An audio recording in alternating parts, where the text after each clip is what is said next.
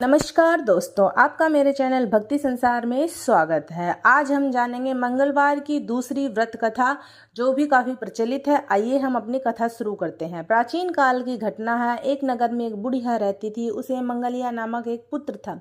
वृद्धा को हनुमान जी पर बड़ी ही आस्था और श्रद्धा थी। वह हर एक मंगलवार को हनुमान जी का व्रत रख यथाविधि उनको भोग लगाती थी। इसके अलावा मंगलवार को न तो वह लीपती थी और न ही मिट्टी खोदती थी।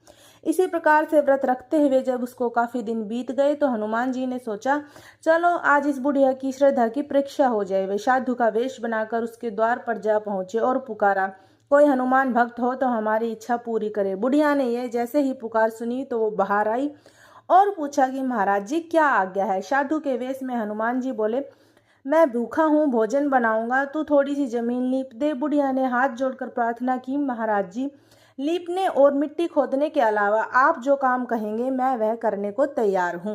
साधु ने 3 बार प्रतिज्ञा कराने के बाद कहा, तू अपने बेटे को बुला, मैं उसे औंधा लिटाकर उसकी पीठ पर भोजन बनाऊंगा। बुढ़िया ने सुना तो उसके पैरों तले की धरती खिसक गई, मगर वह वचन हार चुकी थी। उसने मंगलिया को पुकार कर साधु महाराज के हवाले कर दिया, मगर साधु ऐसे ही मानने वाले न थे।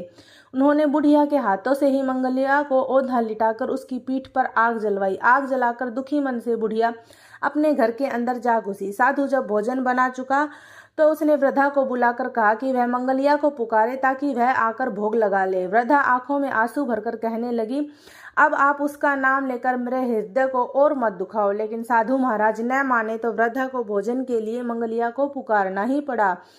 जैसे ही वृद्धा ने मंगलिया को पुकारा, मंगलिया बाहर से हंसता हुआ घर में दौड़ा आया। मंगलिया को जीता जागता देखकर वृद्धा को सुखद आश्चर्य हुआ।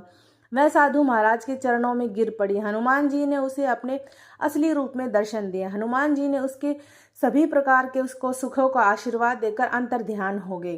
तो ये थी हमारी मंगलवार की दूसरी कथा, जो हम काफ़ी व्रतों में मंगलवार के दिन ही सुनते हैं। ये कथा भी काफ़ी प्रचलित है। ऐसी ही खूबसूरत कहानियाँ सुनने के लिए, व्रत कथाएं सुनने के लिए मेरे चैनल भक्ति संसार को सब्सक्राइब करना बिल्कुल भी ना भूलें।